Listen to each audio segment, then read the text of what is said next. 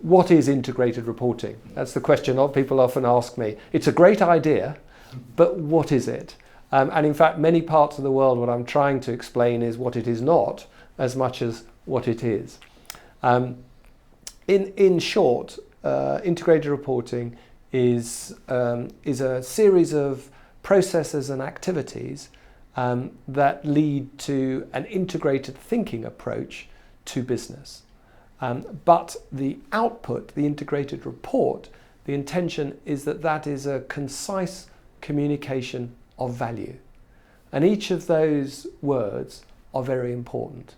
Concise, we have so much information at the moment, mainly compliance, but so much information. What is it that's particularly relevant to the main audience of the reporting? A communication rather than a compliance exercise. So it's not a matter of you have to put this into an integrated report.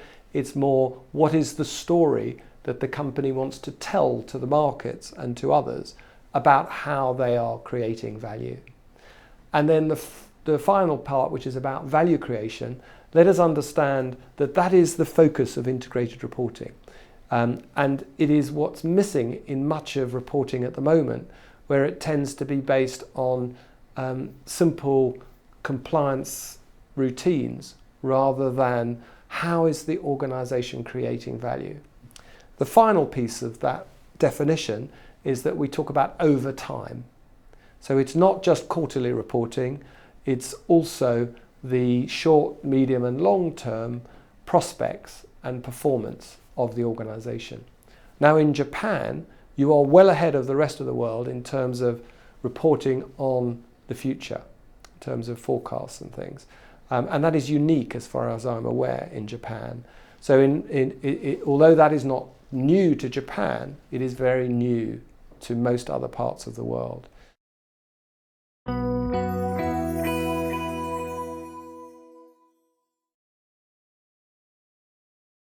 It's founded on three fundamental concepts. The first one is value creation, which I've talked about. The second is the business model. So the concept is to actually, for the board to tell the story of what is the business model of the company that will generate value into the future. And if you look at our framework, the business model is at the core of integrated reporting. The third aspect is what we call the capitals, and is often referred to as the resources that an organization uses and creates. We talk about 6 capitals, and in many ways I'll just explain those very briefly.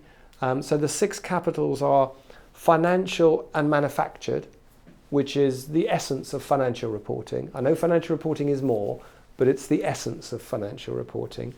Then there is social and relationships capital and natural capital, which is the essence of sustainability reporting, although again, slightly different nuances, but effectively the essence.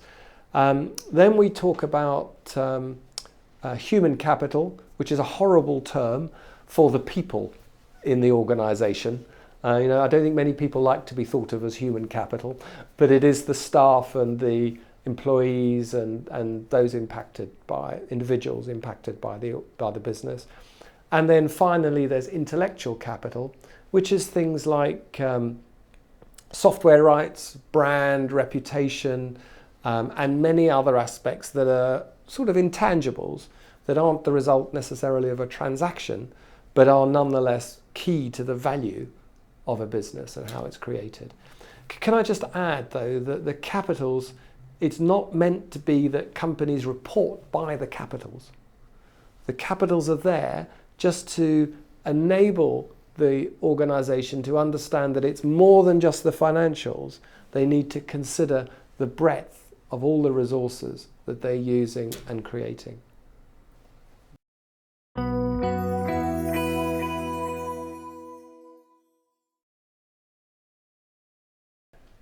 If the company is going to be allowed to tell its strategic story, we feel that you mustn't straitjacket that story. You mustn't give it a template. You mustn't give it a set of rules. And neither, in many ways, do you give it as many principles as perhaps people think. To me, it's about concepts. Now, that may, to the reporting community, not be enough detail.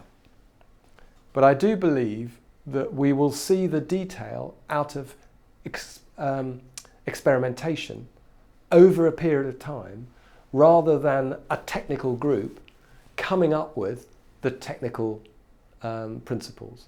So we've deliberately tried to be conceptual, to allow the market to come up with the core principles and any rules that need to go with that. And then in further iterations of the framework, let's look to see if we should be more prescriptive. But I know we overuse the word, but this is a journey. We're not saying that the framework comes out in December 2013, implement this as a regulation through government. We're saying actually the market needs to drive this.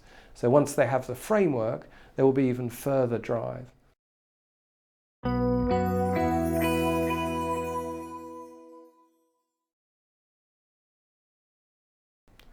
I do very much, because at the end of the day, there are two overriding concepts that underpin the move towards integrated reporting.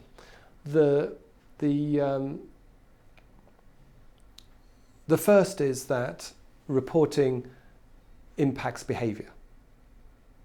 So if reporting is simply a compliance exercise for the reader, then the drive for integrated thinking and other areas like that, is less critical.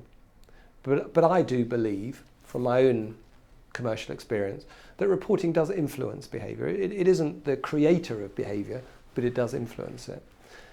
But perhaps more importantly is the second, and that is that what we need is efficient capital markets. And we do not have efficient capital markets today. And reporting can assist to make capital markets more efficient, to make the cost of capital, because it's global capital today. It's not Japanese capital. Japanese companies have global shareholders and stakeholders, just as other companies in the world have Japanese investors around the world. We live in a global market. Japan, because it intrinsically has this long-term view as part of the nature of Japanese corporate business, could lead and should lead, because it is best place to lead. And that should lead to inward investment and better capital allocation, because the Japanese corporations, which are so strong throughout the world, will be seen to be communicating their strategy and the understanding of what their business model is. And so there is an opportunity for Japan to be in the lead. Whether Japan takes that opportunity is up to Japan, but certainly the opportunity is there.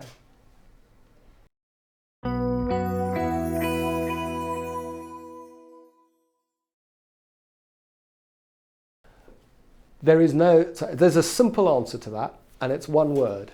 2 words, I beg your pardon. Start now. I think there is far too much analysis going on, because most of those companies are already doing it. But start looking at the framework and start developing, because this is inevitable, right? This is not a good idea anymore. This is going to happen. So even if these companies are not the innovators, but they're the early adopters. Yeah, because remember, there's innovators, early adopters, and then you get on to laggards and later. But the innovators are primarily the pilot companies.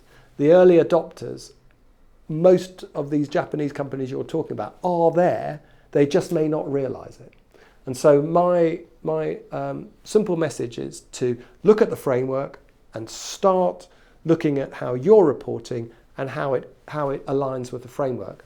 Because I would like to hear from any of them that say that the framework is nothing like what we're doing, because that's not the impression I'm getting around the world, and that's why I'm so confident that actually they're probably doing a good portion of integrated reporting already. But start now, make it happen, is my message.